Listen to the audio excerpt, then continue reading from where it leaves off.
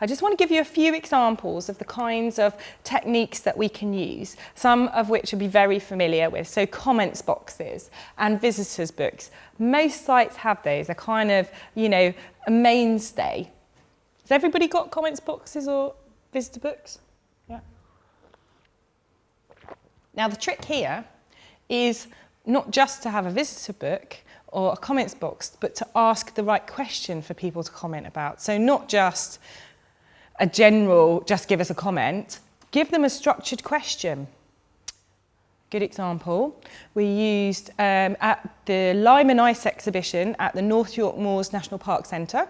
We just evaluated their new Lime and Ice exhibition, and one of the things that they asked us to test is whether they were getting their interpretive messages across to the visitor. And this is quite hard to test. So we used a variety of techniques, including vox pops, using a little flip camera, the kind that you'd use with schools.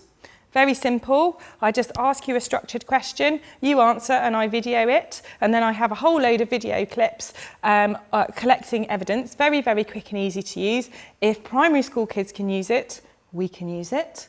Very, very simple. And then the other thing we did was collected comment cards, but we asked very specific questions. So we asked people if there was anything that had surprised them today.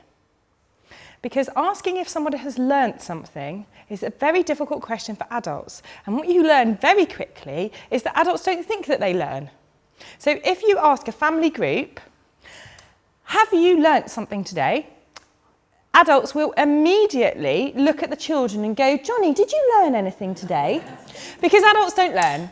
Apparently, lifelong learning has not happened in the rest of the world, apart from in this room. Yeah, adults don't think that they learn anything, and they basically think that learning is part of school. Instant polling. So we can have a go at this later. I bought some stones for us to be able to vote or poll if we want to later in our activity this afternoon. This is Upton Hat. This is Upton House, another National Trust. I work quite a lot with National Trust. It's another National Trust property, and the whole interpretive theme for the property is a fortune well spent, ? It's a massive historic house that was built as a party palace for the weekends, and is set up as a 1940s party palace basically.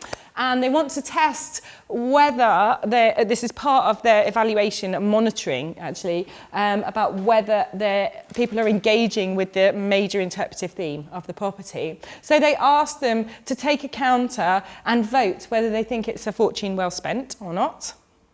And actually, if you observe people there, they'll have a discussion about it. And part of that observation and them actually voting is showing that they are engaging in some way, shape or form with that interpretive theme. Then they get to pick up a postcard, and on it is a pie chart, and they can fill in, if they had a fortune, what would they spend it on? And then put a comment as well, a structured comment. So here, evaluation and monitoring data becomes part of the visitor experience. So this is the last thing that they do in the house as part of their visitor experience. And you know, people spend ages reading other people's comments and deciding where they're going to put their tiddlywink. Questionnaires and surveys are useful for getting certain types of data, and they're the kind of thing that we go back to a lot because they are useful for getting quite a lot of data from quite a lot of people, especially the ease of use of online surveys now, something like Constant Contact or SurveyMonkey. You can get services for free or for £8 a month, and you can put as many up as you like, which means that you can be collecting lots of data over an extended period from a wider group of people than you may be able to otherwise. Obviously, with online surveys, you need to look to make sure you're not creating bias. Are there some of your audience group that you're trying to talk to that don't want to use the internet or don't want to use online surveys, and in which case then you may have to have a paper-based version as well. Questionnaires and online surveys, they are only as good as your questions. Like every other piece of evaluation, I see some terrible ones. And most of the really terrible ones either create bias in their questions or ask questions that they don't actually really care about the answer to, or haven't thought about how they're going to analyse the data at the end. So they've asked questions with this huge multitude of answers and have no idea how they're going to then analyse it. Let's do a focus group. Well, okay, great. They're time consuming and hard to recruit to. You do get a very high quality of information. So it's qualitative rather than quantitative data.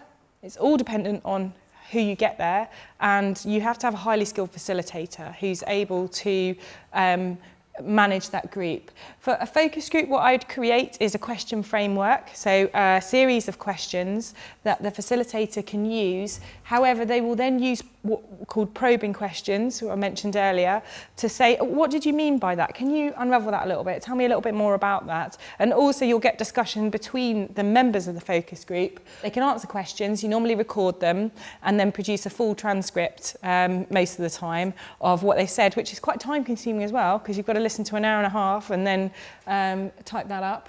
So it's not something to be gone into lightly, but is very, very useful, some of that information, once you get it out.